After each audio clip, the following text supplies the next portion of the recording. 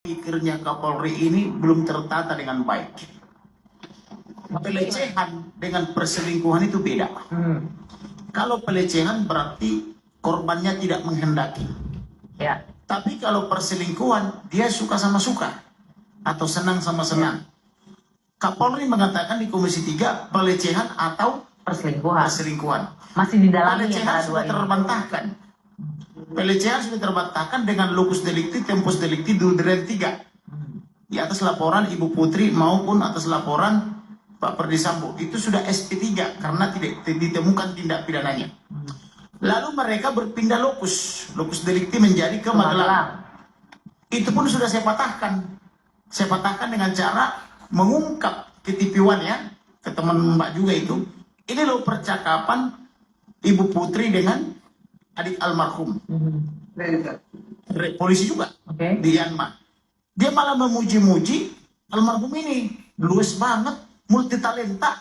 Sampai baju anak-anak disetrikain. Kamu gak bantuin kamu lagi apa lagi libur kan begitu. Si Reja menjawab, saya lagi piket. Dan itu dari situ kita menganggap bahwa tidak ada pelecehan karena Ibu Putri bahagia. Sehingga tuduhan dia melapor kepada suami itu terbantahkan. Mungkin ada indikasi yang kedua berarti perselingkuhan. Apakah seperti yang Kapolri bilang? Perselingkuhan kan begitu. Perselingkuhan tidak mungkin karena kami itu orang Batak adalah keturunan raja, orang-orang terhormat. Tidak boleh kami berselingkuh dengan ibu kami.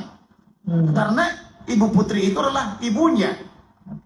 Jadi ibu kandungnya di Jambi, Ibu Painundun atau Ibu Sambung atau ibu yang merawat itu yang di Jakarta. Kami itu selalu diarahkan untuk hormat kepada orang tua. Karena kami itu harus patuh kepada hukum Taurat yang kelima. Hukum Taurat yang kelima mengatakan, wajiblah kau hormati ayah dan ibumu supaya kau berbahagia dan lanjut umur. Ada dua janji itu. Bahagia dan lanjut umur atau panjang umur. Nah, ini kan ibunya. Pak Perdi Sambo ini sudah dibanggakan sebagai ayahnya, Ibu Putri dibanggakan sebagai ibunya. Maka dia wajib hormat. Ya, kalau begitu apakah Pak Kapolri salah ini dengan timnya untuk melakukan investigasi lebih lanjut bahwa ini antara pelecehan dan perselingkuhan? Tidak ada pelecehan, tidak ada perselingkuhan. Terbukti sudah dihentikan. Dan karena Pak Kapolri mengulangi ini di DPR Komisi 3, maka besok pagi saya akan buatkan laporan polisi tentang 317, 318, Junto 5556. Supaya ketahuan siapa yang ngajarin Ibu Putri untuk mengatakan pelecehan. Karena ini kan dibuatnya skenario kejahatan ini kan di ruang Kapolri, yaitu melalui plan A, plan B, plan C. Jadi gagal plan A pindah ke plan B. Itu harus dijelaskan di ruang Kapolri oleh yang tertutup penasihat Kapolri ya. Staf penasihat itu. Nah ini kan yang membuat novelnya itu atau komiknya itu kan sudah mundur. Tapi kalau kita lihat ini juga yang membuat siapa namanya rekan saya Patra Emjen terkena prank katanya kan karena dia membaca komik, tidak bertemu dengan Ibu Putri. Dia begitu yakin dengan membaca komik yang rancangan staf ahli Kapolri ini, maka dia yakin terjadi pelecehan karena dia bilang saya ini lulusan International Essex University, maka ini terjadi pelecehan, ada kekerasan seksual katanya. Hanya baca komik, komiknya sendiri tidak benar. Nah kalau saya tunjukkan nanti bukti lagi itu lebih hebat lagi. Pembunuhan tanggal 8 Juli. Laporan tanggal 8 Juli, SPDP tanggal 8 Juli, perintah penyidikan tanggal 8 Juli. Kayak malaikat orang ini, bisa kerja brok langsung jadi gitu loh. Sedangkan kita melapor ke polisi 5 tahun pun masih lidik. Bahkan pernah saya temukan di Dirtipidum Polri 9 tahun lidik. Karena yang dilapor ini pengusaha terkaya 20 Indonesia, saya bela.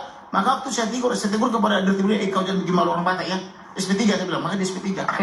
Tapi, ini saya boleh lanjutkan ya. Kapolri itu dengan tegas menyebutkan tidak ada motif lain selain diantara pelecehan dan perselingkuhan ini. Ada. Saya sudah minta kepada Kabar Eskrim tangkap itu rohaniawan yang mengawinkan si bapak dengan wanita cantik itu. Karena kami dilarang bercerai. Mereka bukan lagi dua, melainkan satu. Apa yang dipersatukan Elohim tidak boleh diceraikan manusia. Berarti kok bisa dinikahkan? Sebentar. Berarti benar dong kalau Pak Kapolri bilang perselingkuhan, cuman ada indikasi perselingkuhan yang lain. Artinya itu kan kehormatan pribadinya si bapak dong, bukan ibu. Jangan dibilang korbannya ibu. Itu sebabnya ibu ini pun jadi saya lapor ke polisi karena ibunya diam terus. Harusnya kan ibu ini bangkit dong, katakan yang benar, katakan yang sejujurnya, jangan ada dusta di antara kita kan gitu. Bahkan saya sudah menawarkan diri loh. Saya mau ketemu Ibu Putri dong, saya mau dengar curhatan hatinya supaya perkaranya cepat selesai. Kurang baik apa saya? Bahkan anaknya pun saya minta kepada Kabar Eskrim, saya akan adopsi anaknya. Saya janji saya sekolahkan sampai doktoral dan saya punya kemampuan untuk itu. Yang penting jangan gara-gara anak kepastian hukum, keadilan dan kemanfaatannya tidak tercapai bentar, gitu loh. Saya ingin minta tanggapan dari Pri ke adiknya mendiang Joshua ya. Mohon izin, kakaknya rajin banget, luar biasa sampai nyetrika luwes banget. Sini dek merapat ke Magelang bantuin kakaknya. Siap ibu, serba bisa jadi bingung gajinya multi talenta begini. Artinya ini perempuan yang dilecehkan memuji-muji. Oke. Kalau saya ngelihatnya juga beda. Itu Kamarudin. Orang yang segitu baiknya. Selain ini orang yang segitu baiknya mau Kapolri menyetrika. bilang selain pelecehan katanya perselingkuhan. Ya. Wanita mana atau istri siapa yang mau mengaku kepada suaminya, aku habis berzina loh, habis berselingkuh loh dengan ajudan kita gitu loh. Itu mah keterlaluan, itu mah nggak waras menurut saya. Artinya kan tuduhan Kapolri tidak benar. Pelecehannya sudah terbantahkan dengan WhatsApp ini ya. Tuduhan kedua kan selingkuh katanya. Oke. Artinya kan berarti Ibu Putri memberitahu Pak Ferdy Sambo, kami habis selingkuh loh. Nah ini kan ada saksi mata katanya Bang, ada Puan, ada yang lain-lain yang menyaksikan. Ibu Putri katanya mengadu bahwa dia habis berselingkuh atau habis dilecehkan. Ada nggak wanita atau perempuan atau berumah tangga yang memberitahu dia telah berselingkuh pada suaminya? Saya rasa tidak ada. Nah, kita kalau mengenai sampai di sana, penghasut ini, ajudan-ajudan atau squad-squad yang menghasut ini sudah dari tanggal 21 Juni sudah ada. Buktinya saya kasih ke penyidik bahwa memang ada di situ squad lama yang suka menghasut. Termasuk juga Kuat Ma'ruf ini kan sudah lama tidak kerja. Kurang lebih 2 tahun karena kena Covid kan. Iya, Dia tiba-tiba kerja lagi. Betul. TV potong-potongan ya. Seperti misalnya pada jam 15.49. Itu almarhum punya peran 2 di menit yang sama. Satu pakai sepatu, satu pakai sendal. Ini apa ini? Yang ingin Anda sampaikan apa? Yang lebih ajaibnya lagi, CCTV itu dipadu antara yang tanggal 7 dan tanggal 8 yang punya Pemda DKI kan itu. Inilah kejahatan. Apa? Anda ingin menyebutkan apa bahwa itu juga Saya sebagai menyebutkan bahwa ini bukti-bukti CCTV itu rekayasa. Kemudian sepatu dan sendal itu ada pula di Sungai Bahar. Kan ajaib tuh. Sedangkan di sini kita tanyakan, berarti dengan perkataan lain, almarhum nyeker, tahu nyeker kan? Ya. Kaki ayam. Tanpa Dia pergi menggunakan dari rumah saguling, nyeker atau kaki ayam ke rumah dinas. Kan begitu.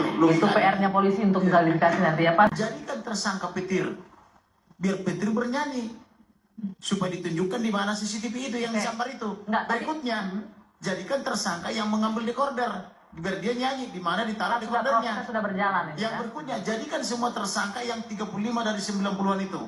Biar mereka bernyanyi di mana CCTV-nya, langsung kelihatan apa yang terjadi. Gampang toh?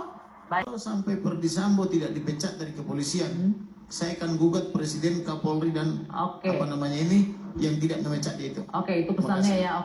Terima kasih Bapak-bapak.